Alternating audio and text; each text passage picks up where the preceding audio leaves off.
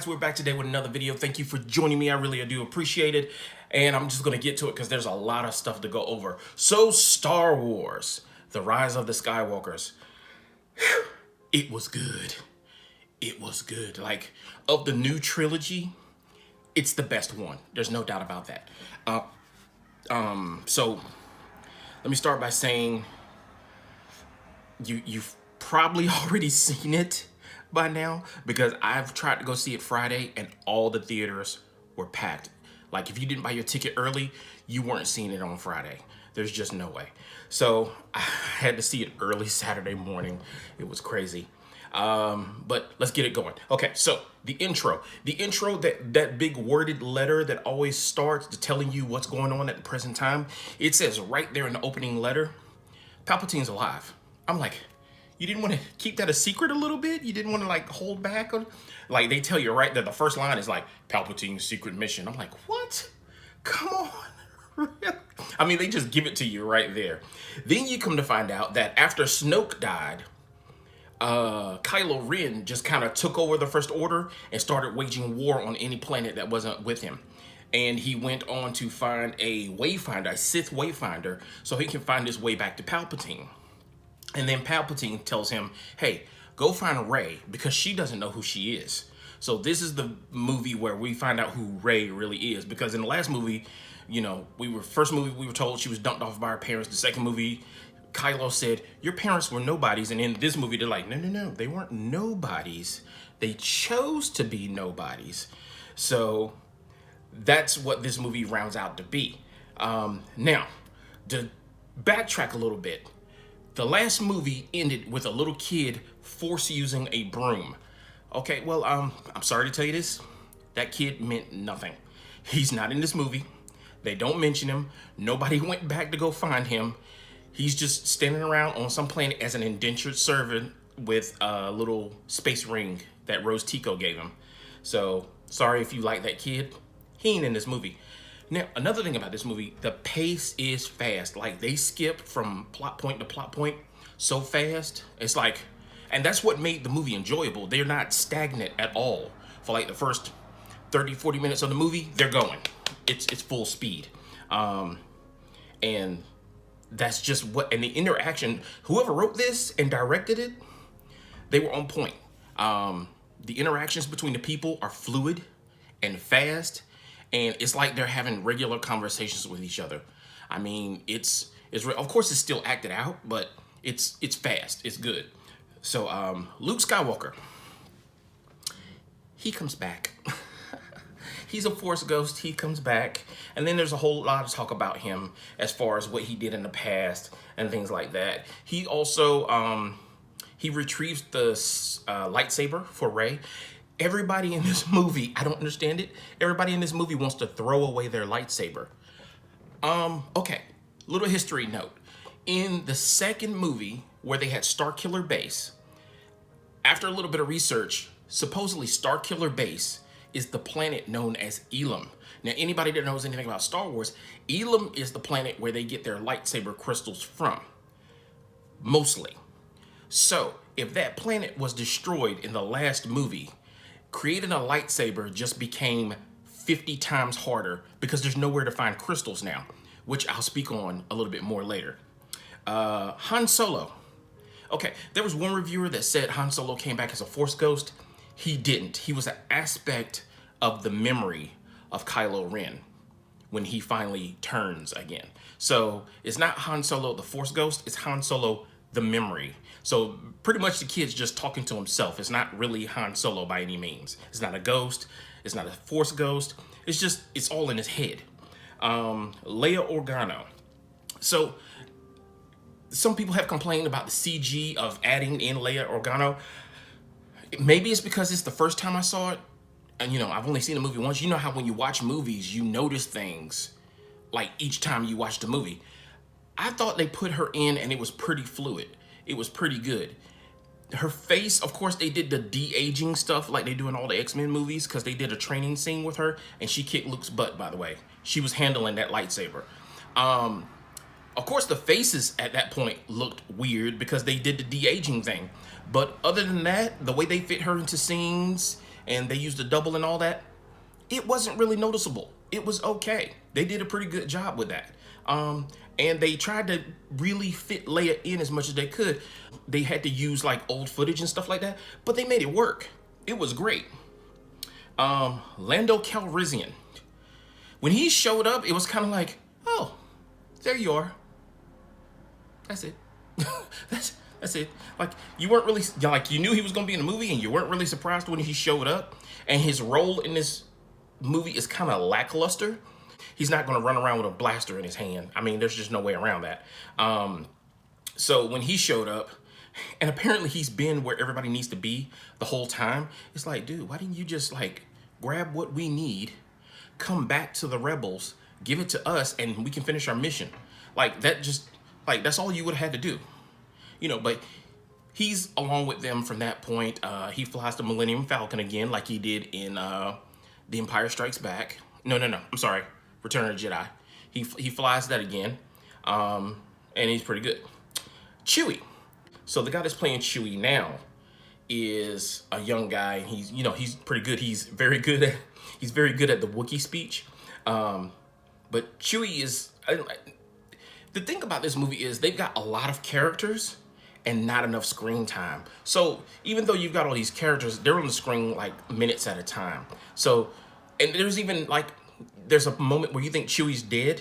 No, he's fine. He was on a different ship. Like, they blow up his ship. He's on a different ship. And they do that several times in this movie too. It's like, oh no, this person died.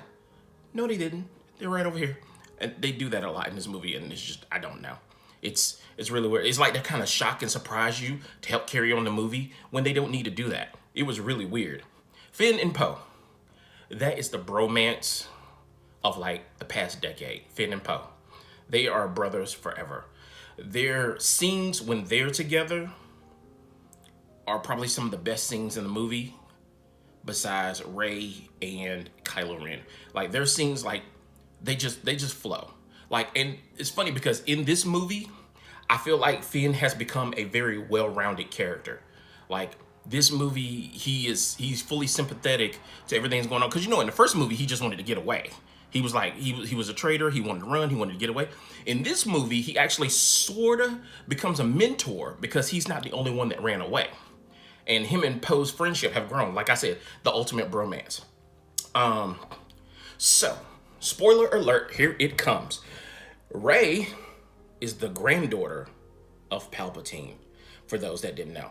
So Palpatine, who's been the bad guy for 9 straight movies, because he admits that he created Snoke. Snoke is actually a clone, you know, and this is not something new because we also know that Palpatine participated in cloning humans in case he ever needed a new body.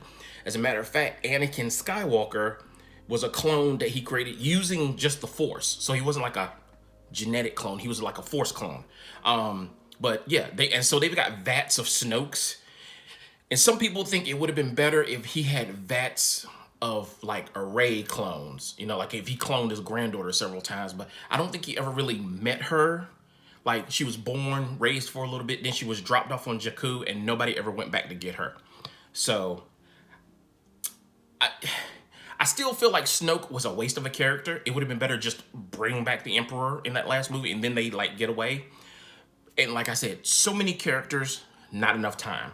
So I'm 50-50 on the whole Snoke thing. I didn't like the way they got rid of his character. They built him up and then they trashed him.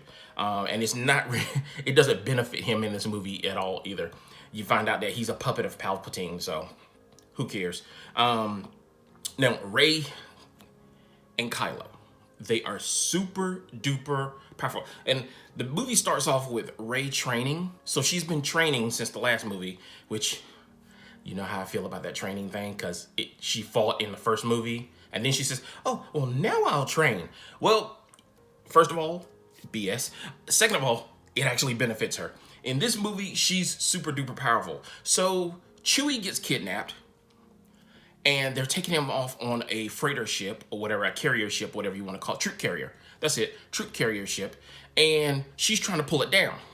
Well, Kylo Ren starts invading that space that she's trying to pull down on, and she gets so frustrated and angry that she shoots a massive blast of force lightning and blows the ship up. So now she think she just killed Chewie on that ship. Chewie's fine. He was on a different ship. Chewie's fine. But the fact that, and this has been speculated for a long time, that Jedi can use force lightning. Force lightning was always thought to be a bad guy power, where this movie proves that anybody can do it with the right amount of concentration. So she is really, really powerful in this film. Now, on the other note, Kylo Ren, who has also become more powerful. It's like, and I doubt he's training, but since he's been at war this whole time, that's probably why he's getting stronger as well. And of course, like, there's no master because he's the master now. So that might be why he's a little stronger too. As opposed to Rey, who's being trained by Leia, by the way. So Kylo's become so powerful that the mind trick that Snoke used to bridge the gap between space so Kylo could talk to Rey. Well, now Kylo's doing that on his own. And he's gotten so powerful. They discover some of their powers by accident. He's gotten so powerful that Rey is wearing a necklace and he reaches out and grabs the necklace. He can teleport stuff now. Kylo Ren can teleport stuff across space. He has become super duper powerful. Now, I'm pretty sure that first time he did it like accidentally. And then there's a scene where they fight. Like Kylo's on a planet and Rey's on his ship, and they discover each other, and he's trying to figure out like where she is, and they like knock over the Vader statue that you see them destroy in the commercial, and he's like, oh, that's where you are. So he can see across space, and he can also teleport things across space if he concentrates on them more. Now the movie starts off with Finn and Poe getting information that there was a mole within the First Order. And by the way, the First Order is the Empire. It's just under a new name because, like I said, everybody's controlled by Palpatine. So it's all the same thing. But so they get note that there is a traitor within the First Order. It's your boy Hux. Like, and he just comes out and says it when they finally get on to Kylo Ren's ship. He's like, I'm the mole. I've been giving you information. And they're like, what? You? And Finn's like, no. Poe is like, I knew it. No, you didn't. Come on. Really? Come on. You hate that guy. He tortured you. But when it's ridiculous how it happens. Because he just says, yeah, I'm the mole. I'm here to help you. Get on your ship and fly away. And they're like, why? Why are you doing this? You believe in the First Order. You gave that little Nazi speech in the first movie. What? He's like, look, I don't really care about I don't really care for our new leader. I love the First Order. I just don't want Kylo Ren to lead it. And that's his whole motivation for betraying everything he knows. He's like, I just hate this one guy. I should be in charge. What? What is happening? No. Okay. So that's his whole reasoning for betraying the First Order. He just doesn't like Kylo Ren. Now, in this movie, we find out that there is another, I think it's another captain or something like that, or another general that's commanding with Hux. And when Hux fails to detain all the rebels that are on his ship, this other general just like, and this is like within minutes of him letting them go, he just shoots him dead in the chest like, bam, we found the mole. It's like he had no proof or nothing. He's just like, oh, Hux let him go. Bam. Dead. So now you've spent 3 movies with Hux and they just offed him. They just like, he wasn't that important. Nobody liked his character anyway. Bam, he's dead. The other general just shot him. Bam, you're dead. Done. Now, this other general, he's been around since the actual Empire. He was actually a general in the Empire. So he's old school. So that might explain why he don't play that kind of stuff. Like, you failed in your duties. I don't need you. Bam. So that might explain all of that. Now, so they found this on the planet where she thought she killed Chewie. Rey and all the others, all the friends have actually joined on this mission, and that's where they find Lando Calrissian. They find the Sith blade, and the Sith blade is going to lead them actually to where they need to go to find a Sith wayfinder so they can find Palpatine. Okay, so on that planet, where they need to find the Wayfinder. And that's another thing. They jump from planet to planet in this movie. There's about 5 or 6 different planets in this movie that they take scenes on. So you have to kind of just keep up with the movie. It's crazy. But so on the planet where they're going to find the Sith Wayfinder, you find out that Finn wasn't the only one that left the First Order. There's like a whole platoon or troop or whatever you want to call it, that basically what happened to Finn in the first movie, they did the exact same thing. They were told to fire on a group of civilians, and they just like dropped their weapons and ran. And it's kind of crazy. Now, the character Jaina, who's the black girl in this movie, who is closely related to Finn, probably because, I don't know, they're both stormtroopers. You know, they're both known for being runaways or whatever. So a lot of people have speculated that this is some kind of love triangle going on. Let me speak on this real quick. Rose Tico, Finn, and Jaina. The whole relationship, love triangle, whatever thing that you thought was going on from the last movie to now, no, there's no such thing. Whatever relationship Rose Tico and Finn had, they nixed that in the bud. Like you can just pretty much tell that, like, they're buddies now. They're not friends. Like, I think it was J.J. Abrams that directed this movie. He nipped that in the bud. Like, there's no relationship. And speaking of that, Rose Tico, her role is minimalized. Like, she's a C character in this movie. Like, she was a B to A character in the last movie. Now she's a C character. She probably has like 5 lines in the whole movie. And this Jaina girl, who is new, has more lines than her. And there is no relationship between Finn and Jaina, except for the fact that they're ex-stormtroopers. So all those people speculating that that's the new love interest for Finn, it's not. As a matter of fact, there's a moment in the film where they're on the planet where Chewie was thought to die, where Finn is like telling Rey, like, I think I need to tell you something. And we're suspecting that Finn is going to tell Rey that, like, look, since the moment I met you, I've liked you. I just could never tell you. And he never gets that moment. He never, ever gets that moment, which I felt like was kind of defeating to his character, because I felt like when they came into the movie together, I felt like they were going to end up as a couple. And that never happens. Like, anything you think that's going to happen with a relationship in this movie ain't going to happen until the end. It ain't going to happen. But yeah, so all the people that were ex-stormtroopers on this planet with the remnants of the second Death Star. And they get the Wayfinder, and then they find their way back to Exegol is the planet where Palpatine is hiding. Exegol? Yeah, Exegol. So they find the Wayfinder, and she departs to go to Exegol. Now, before this happened, she fought Kylo Ren in that big water scene that you've seen in the commercials. And the fight was good. The fight, now, it was not Darth Maul good. I'm sorry. Hands up to Darth Maul, the greatest Sith ever. The fight was good. It wasn't great. Now, what I did like about this, though, is as the fight prolongs, Rey is like, ow, this is hurting my hand. Ow. I was like, that little bit of inkling of her being vulnerable made the fight that much better. You've got them they're just going it, because they fight like barbarians. They just swing their lightsabers, and then, like, it's close to the end of the fight, she's like, it's hurting my hand, but I gotta keep fighting or he'll kill me.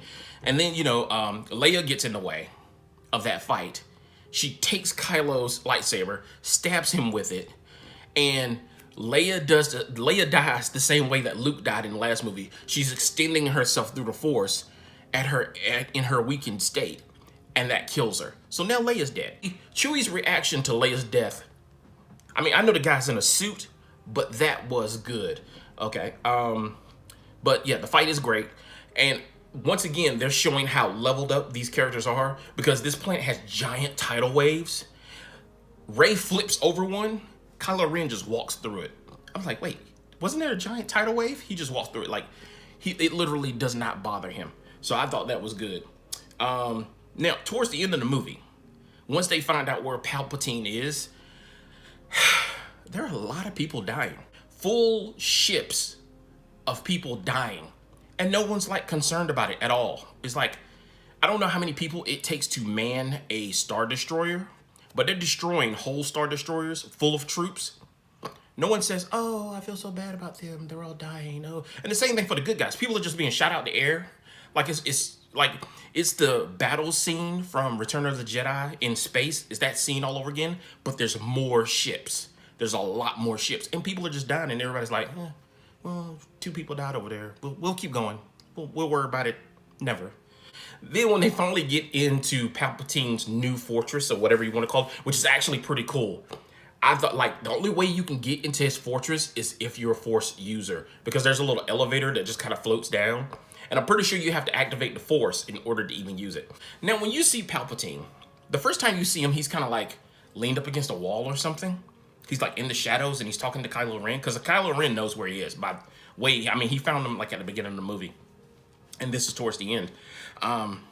He's talking to Rey, and he's on like this kind of winch arm crane that he's talking to Rey. He's like, kill me and all of my Force powers will meld with you and you'll be the new Sith leader. You don't have a choice. And I'm going to say this end scene is Return of the Jedi all over again. The scene where Luke's looking out the window and the war's going on outside. They do that same thing all over again. It's the whole same scene all over again, where Rey looks up out of the little skylight and everybody above her is fighting in the little war, whatever's going on outside. Well, before they got there, when Rey stabbed Kylo, he had a moment of clarity where Rey healed him using Force healing, which is another power that they finally put in the movies. They're discovering all new powers in these movies. So he's changed his mind. He's had this memory of Han Solo who speaks to him, and he's like, Kylo Ren's dead. You're Ben Solo. And it's like, and you know, that scene, it made so much sense. Even though it's not Han Solo, it's his memory of Han Solo. So, once again, he throws his lightsaber into this massive ocean. Everybody's throwing their lightsabers away. You can't keep a lightsaber in this movie, no. But he's gotten rid of his whole Kylo Ren disguise. Now he's wearing like this long sleeve t-shirt and he's running towards, and he is going to help Rey fight Palpatine, because she's not got much of a choice here. She's kind of locked in this, like, I'm a Jedi, I'm here to fight you, but if I fight you, you'll kill all my friends. So I have to kill you and meld with you for them to survive. So she's kind of locked in that. And Kylo runs into the Knights of Ren. The Knights of Ren. Their potential, once again, because this trilogy has a big thing with it, their potential is wasted on this movie. You see them follow Rey throughout the movie, and then at the end, Kylo is the one that actually kills them all. And it's weird because you would think the Knights of Ren are the failed students of Luke Skywalker, but none of them have lightsabers. They're just guys with big hunks of metal, maybe an axe or a machete or something like that. That's all they are. They're pretty much just bounty hunters. That's all they really are. They don't have any Force abilities that you can speak of or anything like that. And Kylo finishes them off because Rey has brought Leia's lightsaber and Luke's lightsaber to this fight. And Luke told her, take both lightsabers. Like, it'll benefit you. Take both lightsabers. And using his ability to teleport things, she puts Luke's lightsaber behind her back, and then Kylo pulls it out. So he teleported the lightsaber. I'm telling you, man, their new powers are off the hook in this movie. With Rey not wanting to join Darth Sidious, or he calls himself Palpatine in this movie. He doesn't use the Darth Sidious moniker at all. But he's like, well, fine, if you won't join me. He shoots the biggest blast of Force lightning, and the special, like the sound effects that go with it, let you know how big of a blast this is. And he's just shooting up in the air, just knocking ships out the air. And she's like, wait, hold on. And then they're like what did he call it? A dyad. So there are two sides of the same coin. And he says, this is something rare. Now, this is something that should have been explained. They're like, this is something rare, and you two put together are going to be stronger than any one Force user ever. That's pretty much what they say. And he does this, and a new power, once again, a new power. He used Force Suck, which is like sucking the Force from both of them. And he's missing this finger at the beginning. It rejuvenates that finger, rejuvenates his hands. Now he looks the way he did in the third movie. He looks younger and more youthful. And he's got, because before then he looked like old and decrepit, like he's just been rotten for the past 10 years or something.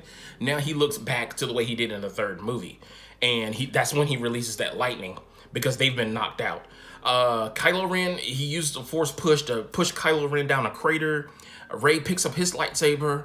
He blasts Rey, and she uses the lightsabers to basically reflect the lightning back onto him, and it disintegrates him. And that's how they kill Darth Sidious. That's how you do it. I wish, Palpatine would have had his lightsaber. I kind of I think that was one of the best things in the third movie, seeing Palpatine fight, because he's the only, if you've ever seen Clone Wars, he's the only Sith that's as good as fighter as Darth Maul. Even though there was another guy, or maybe some of it was CG, Darth Sidious with a lightsaber, he is the man.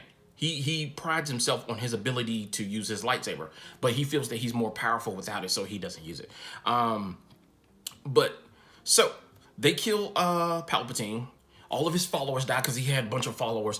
And they never tell you where his army came from. They have 2 or 3 armadas worth of Star Destroyers with planet-destroying weapons again, and they never tell you where any of that stuff came from. They just rose out of the planet, and now they're going to destroy the universe. So if you don't ally yourself with them, there's a Star Destroyer with your name on it coming to destroy your planet. But they destroy him. They destroy the armada. They get away with that. And then the resolution of the movie is that Rey was hurt during the attack on Snoke, because she was using, not only was she using the lightsabers, she was using her force abilities as well to reflect that force lightning back on the Emperor. Well, that almost killed her. Kylo crawls out of the crevasse, goes and picks her up and uses force heal on her, which brings her back to life and kills him. So now, and they kissed right before that. So now, the only love interest she's ever really had, Kylo Ren, is dead. He's a Force ghost now. They don't even show him come back. He's just like, I kissed you. Bye. That's it. That's literally it. And it's kind of crazy. So, they I get happy and all that. They have their little party. They won. Everybody showed up for this war. Now everybody's going home, whatever. It's the resolution of it. Rey goes back to Tatooine to bury the lightsabers at the Skywalker ranch. Remember, they're moisture farmers or whatever. Luke's lightsaber and Leia's lightsaber. Okay? And this is something I knew from the first movie. She's actually broken off a piece of her staff from the first movie and turned that into a lightsaber, which is yellow. I want somebody to explain that to me. Why is it yellow? Now, a lot of people thought her lightsaber was going to be white. I thought that would be stupid because there's no real reason for it, because there's no Dark Jedi, and I won't get into Dark Jedi, but there's no Dark Jedi anywhere in this series, even though Ahsoka Tano is canon. But her lightsaber crystal is yellow. The one planet you can probably get a lightsaber crystal from was destroyed in the last movie, so someone explain to me where she got that crystal from to make her lightsaber. Because the only other 2 lightsabers that work that are around now, she just buried on Tatooine. But they show her with her own lightsaber crystal, her own lightsaber made from her staff, and that's how the movie ends, with the same scene from when Luke left Tatooine. So is she going to stay there? I don't know. It's kind of movie. One more thing. C-3PO. He had a lot of lines in this movie, and he was borderline annoying. I wasn't feeling C-3PO at all in this movie. I mean, some of his lines were funny and catchy and whatnot. And of course, he had that little camaraderie with the little green one with one wheel. That, by the way, that character was another complete waste of time. There was no need for that character. But it's Star Wars. That was the biggest failing of this movie. They kept creating characters and then doing nothing with them. For instance, Rose Tico, who came from the last movie, who was going to be Finn's love interest, they didn't do anything with that. That was one of the failings of this movie. Now, other than that, the movie was great. I just felt like there was too many characters to keep your eye on. Is this character important? No. Is this character important? No. What about this character? No, they're not important.